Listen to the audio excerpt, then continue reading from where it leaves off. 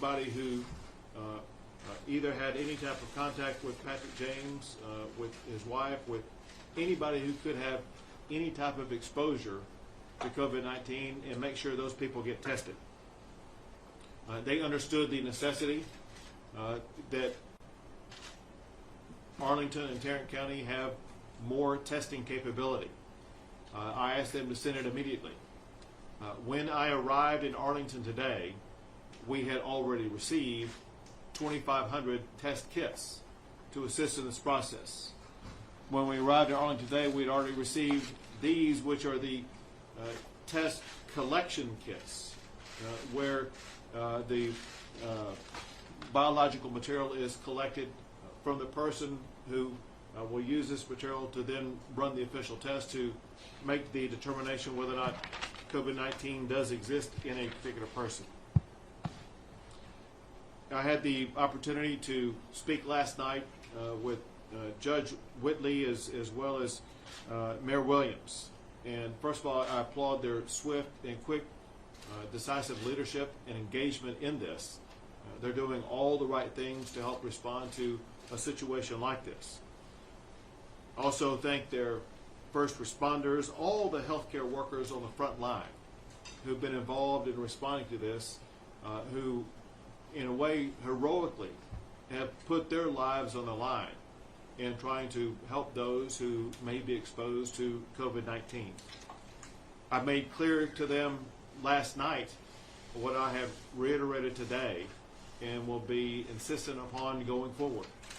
And that is the state will partner with them and collaborate with them at the local level to the fullest extent possible. We will provide whatever type of support, whatever type of resources, whatever type of equipment, everything they need to make sure they are fully able to respond to and contain any type of exposure in this particular situation. All of us share the very same goal.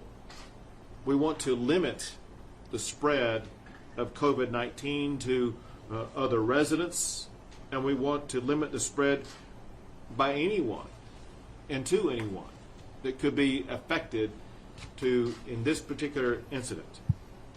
Now, the fact of the matter is, when you consider what happened here, we must understand that Texas and Texans are living in challenging times.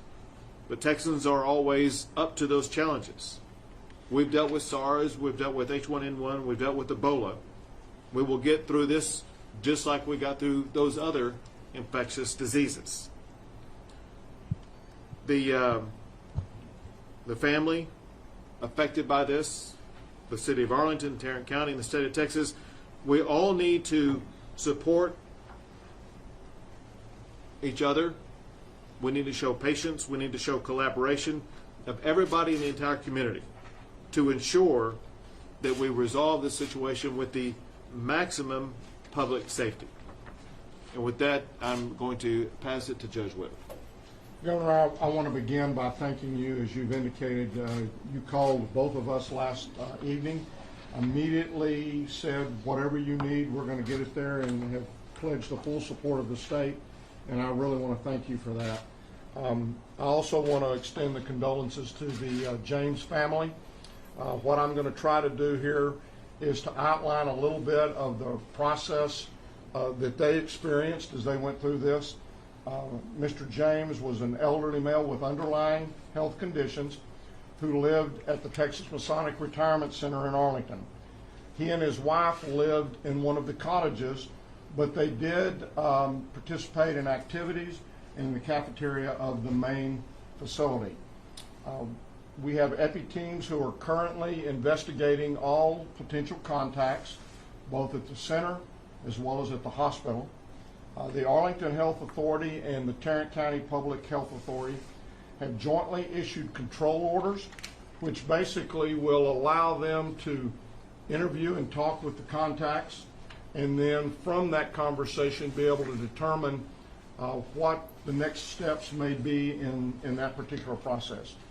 You heard the governor say that they will all be tested.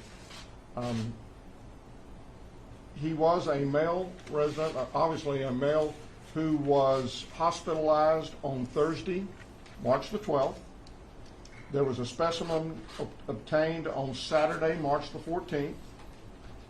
He passed away early Monday, March the 16th, and the test results were obtained on Tuesday, March the 17th. This gentleman had no known travel or contacts with any other COVID-19 patient. He represented the second localized spread case of COVID-19 in Tarrant County. We currently have 9 positive cases, 2, maybe 3. We're still trying to determine on one of them whether or not it may have been local spread. This was the first death in Tarrant County. I want to applaud the Texas Masonic Retirement Home because last Wednesday, on March 11th, they actually implemented infection control procedures throughout their campus. Now with CDC's EPI team coming on board, they will sit down with them, they will review those procedures, make any recommendations of changes that might need to be made so that we can continue to do everything we can to protect the folks at the retirement center as well as other folks that the individual may have come in contact with. What I also want to tell you is that for the last several weeks we've been having regular calls in planning for what is now happening. At the current time, we are having a call every morning with our local partners, many of the agencies that are going to be involved in addressing the needs of our public as we go through this process. And those include school superintendents, they include the chambers, they include restaurants, they include a lot of different groups, Meals on Wheels, the hospitals. And each day what we ask of them is what problems are you encountering or what things do we need to begin preparing for. I would note that within Tarrant County we have 41 different cities that have part of their city within the county. We have 9 cities that have their own individual plans. In addition, we have the county plan. So as we've been reacting to changes on a day-to-day basis. Many of us issued the declaration of emergency last Friday, which had certain restrictions on it. We changed those on Monday based upon what had occurred and what public health's recommendations were. We've got a newscast or a press conference this afternoon at 2 o'clock where we're going to announce restrictions that we had talked about and discussed with all the cities yesterday.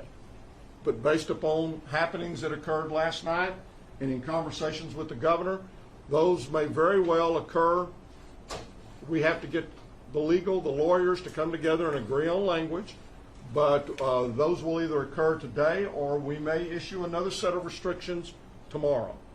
So this is something that we understand is changing, and we're going to change and be able to change on a moment's notice.